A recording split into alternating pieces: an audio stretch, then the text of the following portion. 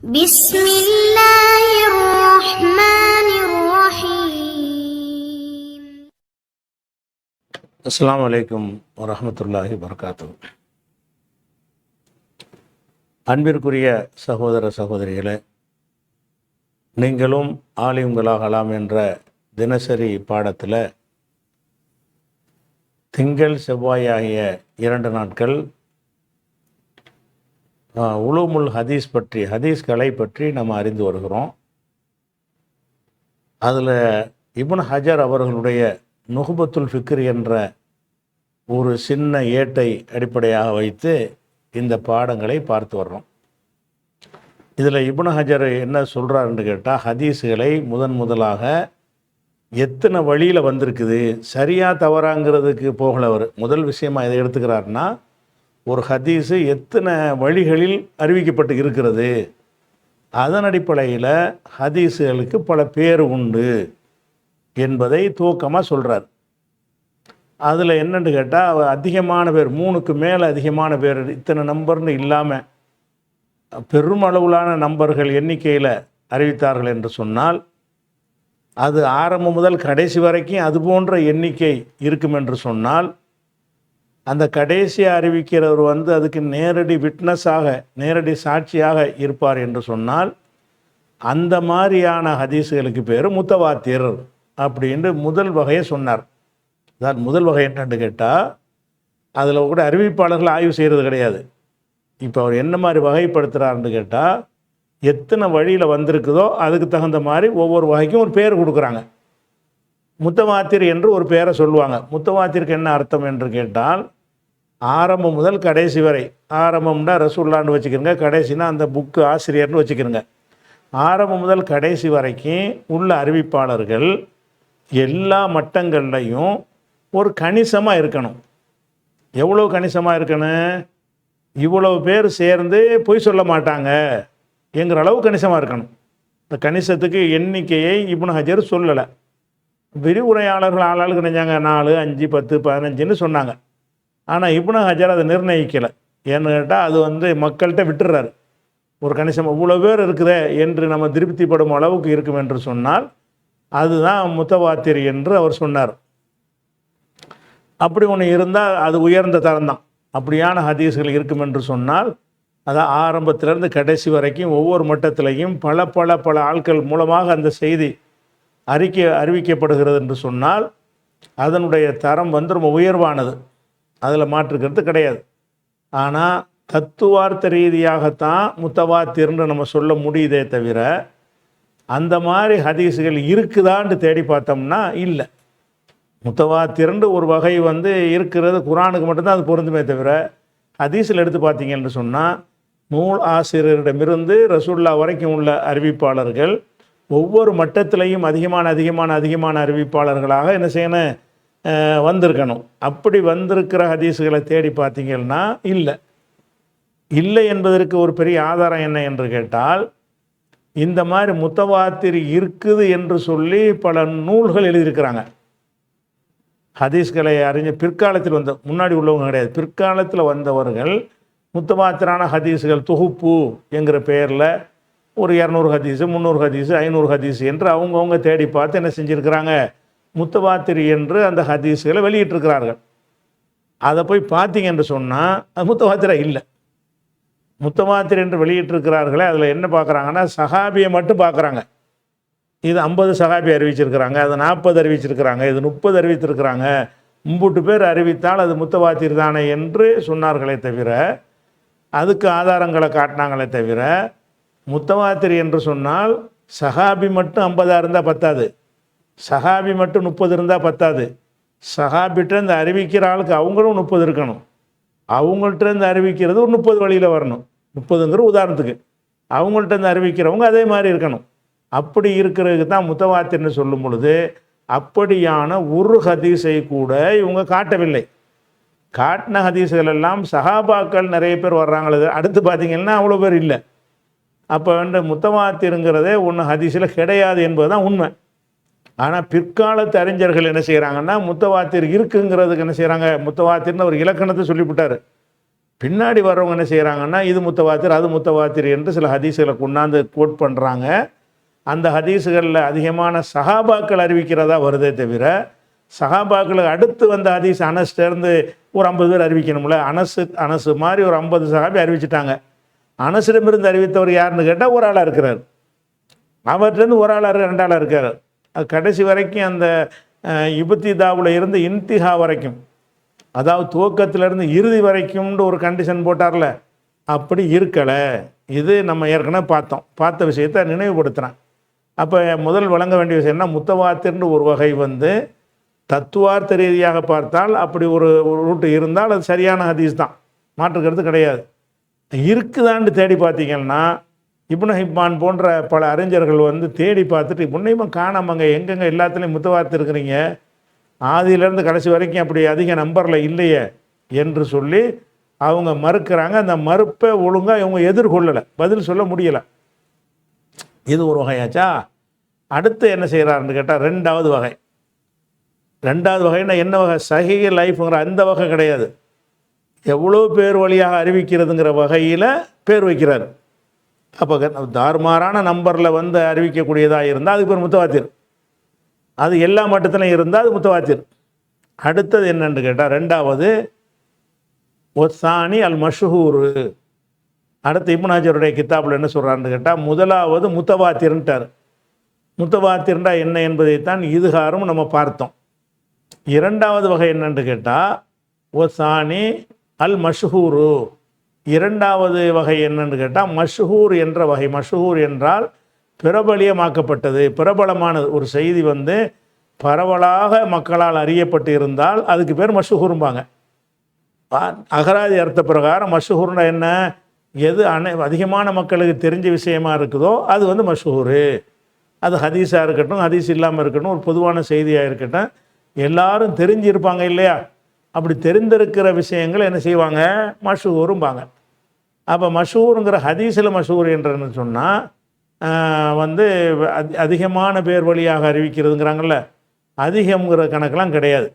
ரெண்டுக்கு மேலே வந்துருச்சுன்னு சொன்னால் வந்து அது மஷ்ஹூரும்பாங்க. ஹதீஸில் வந்து ஒரு ஹதீஸ் அறிவிக்கிறாரு, ஒரே ஒரு சஹாபி வழியாக தான் அது அறிவிக்கப்படுதுன்னா அதை மஷ்ஹூருங்க மாட்டாங்க.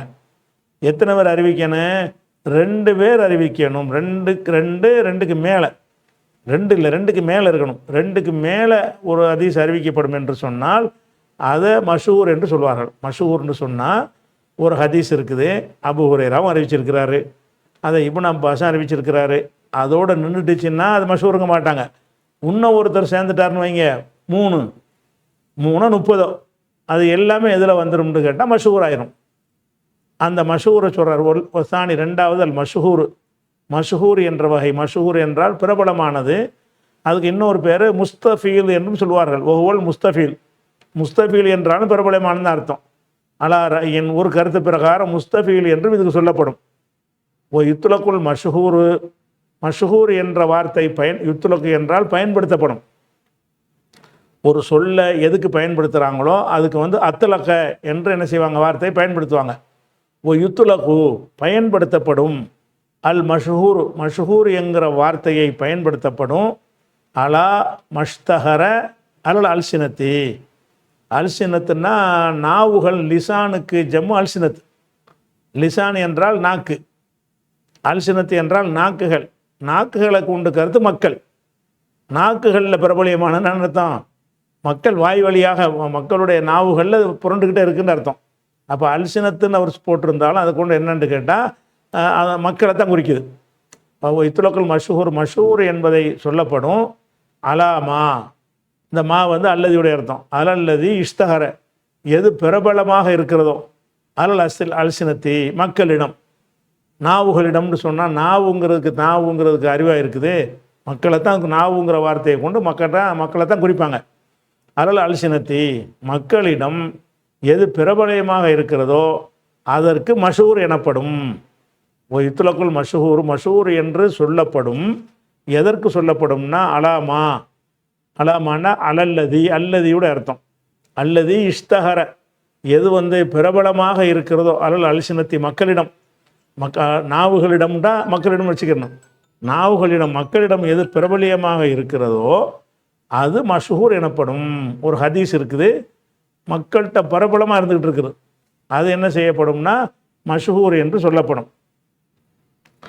அதுக்கு விளக்கம் என்ன செய்கிறாங்கன்றா, அந்த இதுக்கு விளக்கமாக சொல்லும் பொழுது முஹத்திஸீன்கள்கிட்ட, ஹதீஸ்களை வல்லுநர்கள்ட்ட மஷ்ஹூருக்கு என்ன அர்த்தம்னு கேட்டால், மாலஹு துருக்குன் மஹசூரத்துன் பி அக்ஸர மின் இஸ்னைனி, எந்த ஹதீஸுக்கு ரெண்டுக்கு மேல், இஸ்னைனா ரெண்டு, பி அக்ஸர மின் இஸ்னைனா ரெண்டை விட அதிகமாக, துருக்கு என்றால் ரூட்டுகள், தரிக்கு சனதுகள், மஹசூரத்துன்னா வரையறுக்கப்பட்ட சனதுகள் இருக்கணும். மாலகு எதற்கு இருக்கிறதோ, துருக்குன் மஹசூரத்துன் பி அக்ஸர மின் இஸ்னைனி, ரெண்டுக்கு மேற்பட்ட வழிகள், எதற்கு வரையறுக்கப்பட்ட வழிகள் இருக்கிறதோ, சனதுகள் இருக்கிறதோ, அதுதான் முஹத்திஸீன்கள்ட்ட மஷ்ஹூர். ஓஹுவல் மஷ்ஹூர் இந்தல் முஹத்திஸீன். ஹதீஸ்களை வல்லுநர்கள்ட்ட மஷ்ஹூருக்கு என்னன்னு கேட்டால், மக்கள்கிட்ட பிரபல்யமாக இருக்கிறதெல்லாம் மஷ்ஹூர்னு ஒத்துக்கிற மாட்டாங்க.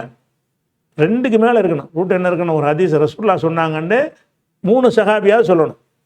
ரசூலுல்லாஹ் சொன்னாங்கன்னு சொல்லி ஒரு சஹாபி சொன்னார்னா அது மஷ்ஹூரில் வராது. அதுவும் சரியான ஹதீஸ், அது ஒரு விஷயம்.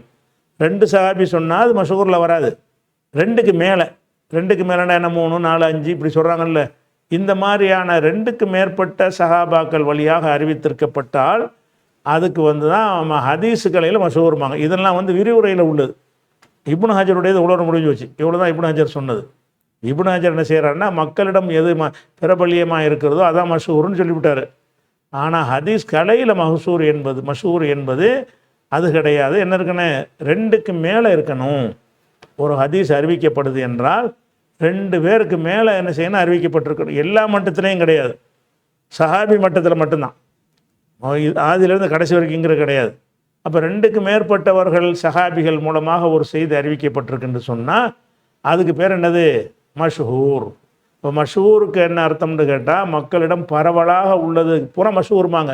அது அகராதி அர்த்த பிரகாரம் எது நல்ல பிரபல்யமாக இருக்கிறதோ அது என்னது, மஷ்ஹூரு அப்படின்னு சொல்லுவாங்க. அதே நேரத்தில் ஹதீஸ் கலையில் அதுக்கு ஒரு அர்த்தம் இருக்கணும்ல. ஹதீஸ் கலையில் ஒரு ஹதீஸ் மஷ்ஹூர்னு சொல்வதாக மஷ்ஹூர்னா ஒரு அறிவிப்பாளர் அறிவிக்கிறதை விட 2 பேருக்கு மேலே அறிவித்தா அதனுடைய தரம் கூடத்தானே. அந்த ஹதீஸுடைய தரத்தை கூடுதல் தரத்தில் உள்ளதா கம்மியான தரத்தில் உள்ளதான்னு அறிந்து கொள்வதற்காக வேண்டி இப்படி வகைப்படுத்துகிறாங்க.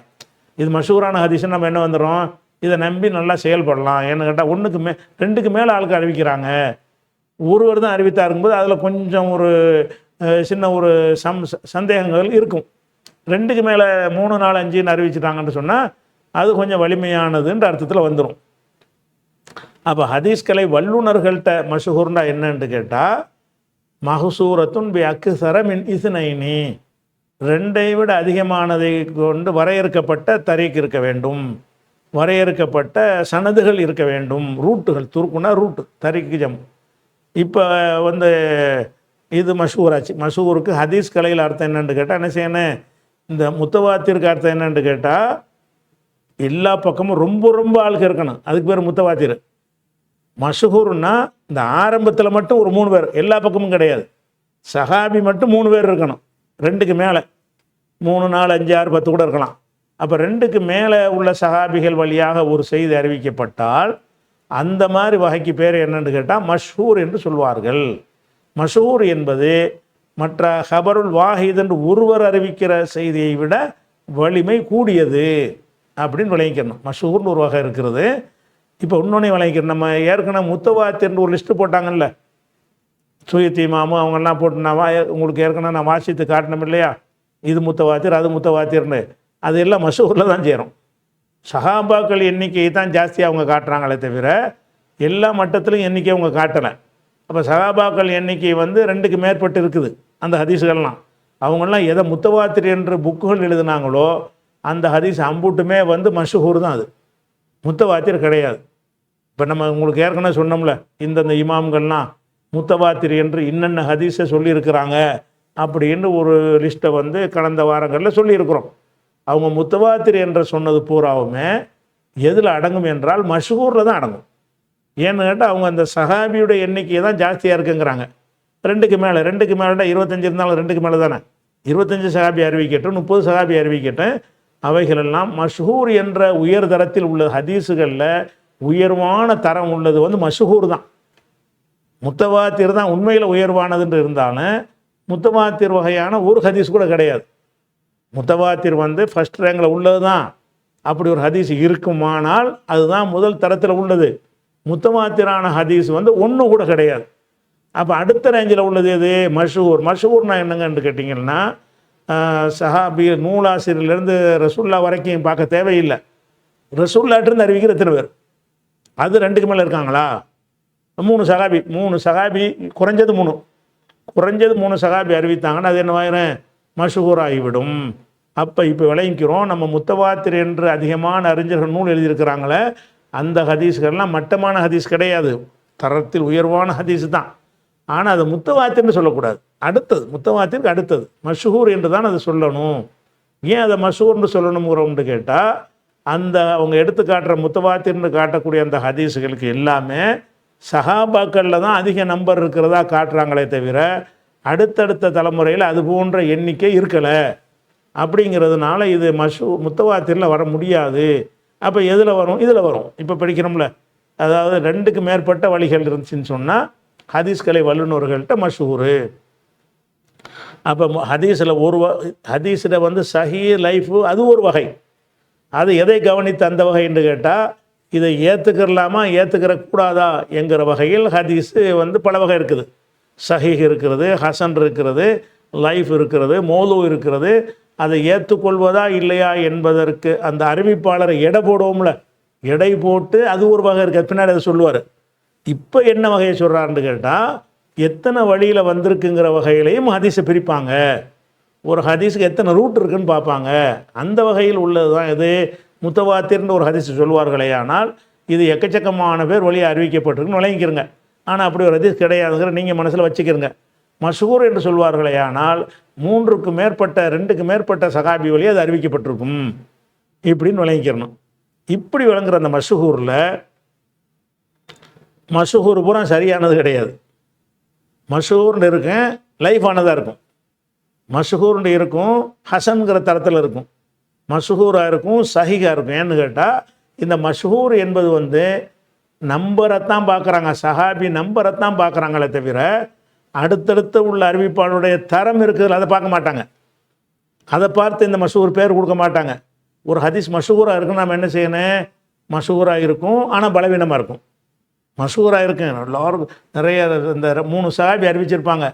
அந்த 3 பேர் வழியாக அறிவித்த அறிவிப்பாளர்களில் நிறைய பேர் வருவாங்கள்ல, அதில் ஒருத்தர் பலவீனமாக இருப்பார், அந்த ஹதீஸில் ஒருத்தர் பலவீனமாக இருப்பார், இந்த ஹதீஸில் பலவீனமாக இருப்பார். அப்போ பலவீனமாக இருந்து கொண்டு அது மஷ்ஹூராக இருக்கும். பிரபல்யமாகிறதுங்கிறது நல்லவன் பிரபலமாவான், கெட்டவன் பிரபலமாவான்ல. பிரபல்யம் அடைவது என்பது நல்லவர்களும் பிரபலம் அடைவார்கள், கெட்ட செயல்கள் மூலமாகவும் ஒருத்தர் பிரபலத்தை அடைவான். ஹதீஸில் எப்படி தான் ஒரு செய்திகள் வந்து அதிகமான மக்கள் வழியாக அறிவிக்கப்படுது, அதனால மஷ்ஹூர். அதிகமான வழியாக அறிவிக்கிற அந்த ஹதீஸில் தரமானவர்கள் இருப்பார்களே, ஆனால் அது மஷ்ஹூரும் சஹீஹுன்பாங்க, சஹீஹான மஷ்ஹூரும்பாங்க. மஷ்ஹூராக இருக்குது, ஆனால் அது அவ்வளோ தரமாக இல்லை, ஒரு சுமாரான தரத்தில் இருக்குன்னா மஷ்ஹூருன் ஹசனுன் என்று சொல்லிடுவார்கள். மஷ்ஹூராக நல்ல மஷ்ஹூர் நிறைய பேர் அறிவித்திருக்கிறாங்க, ஆனால் ஒவ்வொன்றிலையும் பலவீனமானவர்களாக இருக்கிறாங்க. அப்படி இருந்தால் மஷ்ஹூராக இருந்து லைஃபாகவும் இருக்கும். அப்போ மஷ்ஹூராக இருப்பது மட்டுமே ஒரு ஹதீஸுடைய தரம் உயர்ந்தது என்று காட்டாது. என்னத்தை காட்டும்? நிறைய பேர் அறிவித்திருக்கிறாங்க என்பதை காட்டும். அடுத்து இன்னொரு ஆப்பரேஷன் நம்ம பண்ணணும். அதில் என்ன செய்யணும்? மஷ்ஹூர் எடுத்து வைத்துக்கொண்டு, சரி 20 ரூட்டு சொல்கிறாங்கல்ல, 20 ரூட்டில் உள்ள அறிவிப்பாளர்களும் கரெக்டாக இருக்கிறாங்களா ஒவ்வொருவரையாக பார்க்கணும். எல்லாம் கரெக்டாக இருந்துட்டாங்கன்னு சொன்னால் மஷ்ஹூருங்கிற பேரோட சஹீங்கிற பேர் அது கிடைச்சிடும். மஷ்ஹூராக இருக்கிறது, அதில் ஒவ்வொரு அறிவிப்புலையும் ஒரு ஆள் பலவீனமாக இருக்கிறார். இந்த அபூ ஹுரைரா அறிவிக்கிறதுல வரக்கூட ஒரு ஆள் பலவீனமாக இருக்கார், இப்னு அப்பாஸ்கிட்ட அறிவிக்கிற ஒரு ஆள் பலவீனமாக இருக்கார், அது மாதிரி இப்னு உமர்கிட்ட அறிவிக்கிற ஒரு ஆள் பலவீனமாக இருக்காருன்னு வைங்க, 3 வந்துருச்சு, மஷ்ஹூர் ஆயிரும். மஷ்ஹூர் ஆனாலும் 3லையும் பலவீனமான ஆளுக்கு வந்துட்டாங்கன்னா பலவீனமான மஷ்ஹூர். அது மஷ்ஹூர் தான், பரவலாக தான் இருக்கிறது, பரவலாக இருந்தாலும் அது ஏற்கத்தக்கது ஆகாது. மஷ்ஹூராக இருப்பது மட்டுமே சஹீ என்கிற ஒரு முடிவை தந்து விடாது. மஷ்ஹூர் என்பது அது ஒரு கோணத்தில் கொடுக்கக்கூடிய ஒரு பேர், சஹீஹ் என்பது அது ஒரு கோணத்தில் கொடுக்குற ஒரு பேர். மஷ்ஹூர் எதன் அடிப்படையில் கொடுக்கப்படும்? எத்தனை பேர் அறிவிக்கிறாங்க என்பதை வைத்து மஷ்ஹூர், அவங்க எப்படிப்பட்டவர்களுங்கிறத வைத்து சஹீஹ் லைஃபுங்கிறது. இதை நல்லா விளங்கிக்கிறணும். அதுக்கு தான் என்ன செய்கிறாங்க, சில உதாரணம் காட்டுறாங்க. எப்படின்னு கேட்டால், சஹீஹாக இருந்து கொண்டு மஷ்ஹூருக்கு உதாரணம், மஷ்ஹூராகவும் இருக்கும் சஹீஹாகவும் இருக்கும். அதுக்கு ஒரு உதாரணம் எடுத்துக்கொள்வதாக இருந்தால், இப்படி ஒரு ஹதீஸ், இதா ஜா அஹதுக்கும், இதை உதாரணம் காட்டுறாங்க ஹதீஸ் கலையில். மஷ்ஹூரான ஹதீஸுக்கு இது உதாரணம்.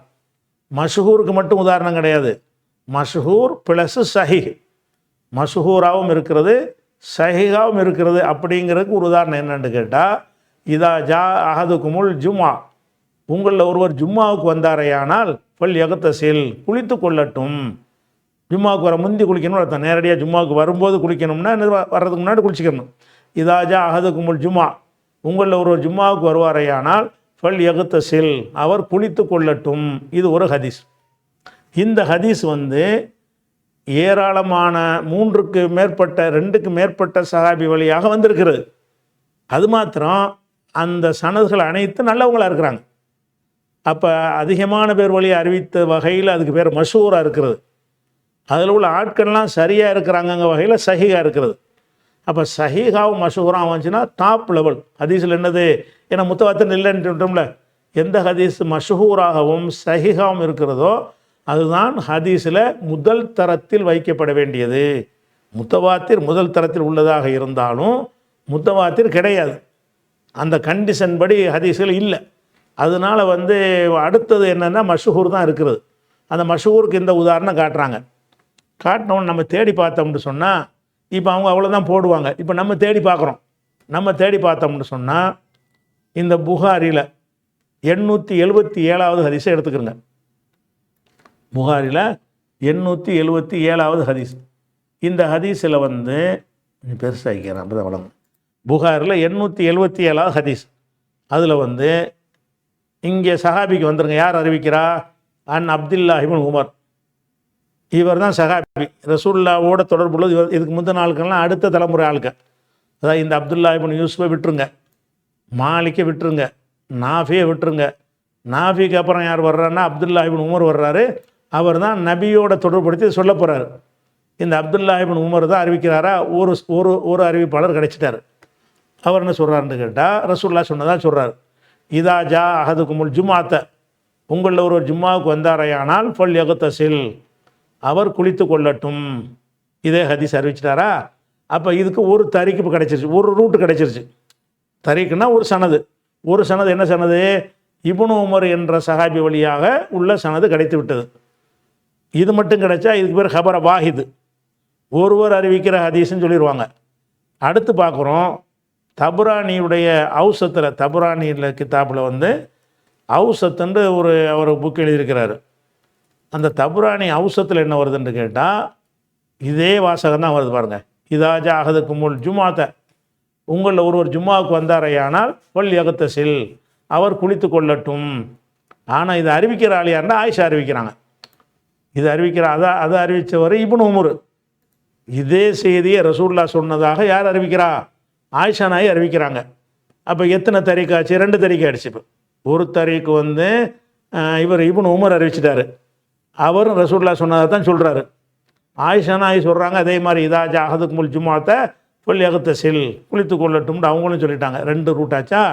இப்னு ஹுஸைமாண்டு ஒரு புக் இருக்குது. அந்த இப்னு ஹுஸைமாவுலையும் இந்த ஹதீஸ் வருது.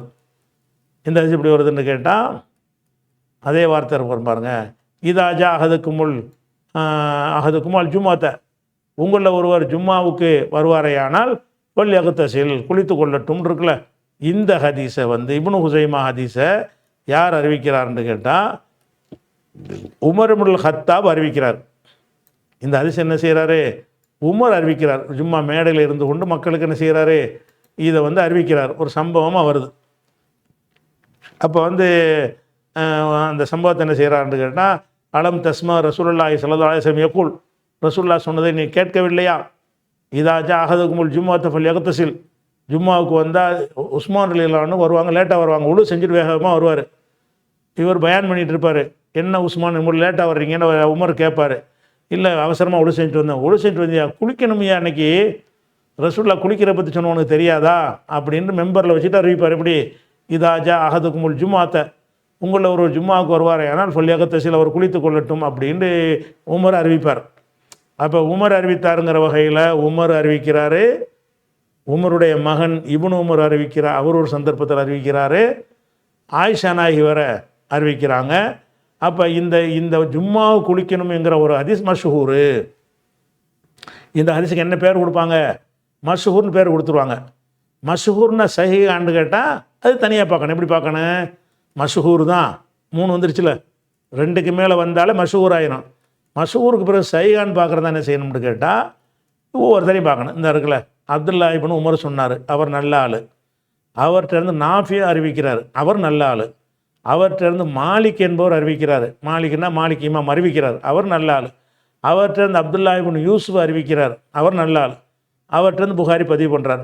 அப்போ இதில் நாஃபி, மாலிக்கு, அப்துல்லா இப்னு யூசுப் இந்த 3 பேர் வர்றாங்கல்ல, இவங்க 3 ஆட்களும் நல்லவராக இருக்கும் பொழுது சஹீங்கிற இடத்துக்கு கூட இறந்துருது. இப்போ 3 சஹாபி வழி வருதுங்கிற வகையில் மஷ்ஹூர் ஆகுது.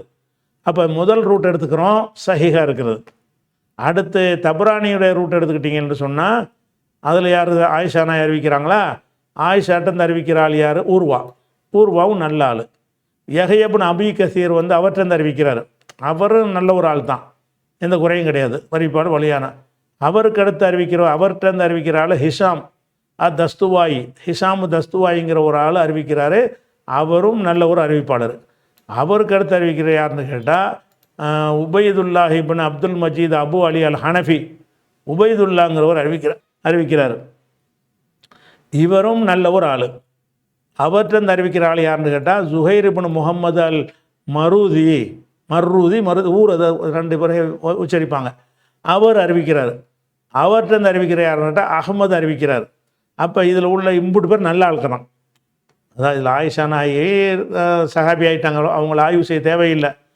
அவர்கிட்ட அறிவிக்கிற உருவா நல்லவராக இருக்கார், யஹ்யா இப்னு அபி கஸீர் நல்லவராக இருக்கார், ஹிஷாம் நல்லவராக இருக்கார், உபைதுல்லா நல்லவராக இருக்கார், ஜுஹைர் இப்னு முஹம்மது நல்லவராக இருக்கார், அஹ்மது நல்லவராக இருக்கார். அவுசத்தில் உள்ள தப்ரானியுடைய அவுசத்தின் உள்ள இந்த ஹதீஸு ஆயிஷா வழியை அறிவிக்கிறது சஹீஹாக இருக்கிறது. இப்போ சஹீஹ்னு எதை வச்சு பேர் கொடுக்குறோம்? ஒவ்வொரு ஆளையும் பார்த்து சஹீஹ்னு கொடுக்குறோம். மஷ்ஹூர்னு எதை வச்சு பேர் கொடுக்குறோம்? ஒவ்வொரு ஆளையும் பார்க்க மாட்டோம், சஹாபி மட்டும் பார்க்குறோம். ஒரு ஆள் மராயான்னு அறிவிச்சிருக்காங்களா, அந்த அவர் அறிவிச்சு, மராயான்னு அறிவிச்சிருக்காங்களா, இவர் அறிவிச்சிருக்காரு, இதுதான் மஷ்ஹூர். இப்போ 2 ஹதீஸும் சரியாயிருச்சு.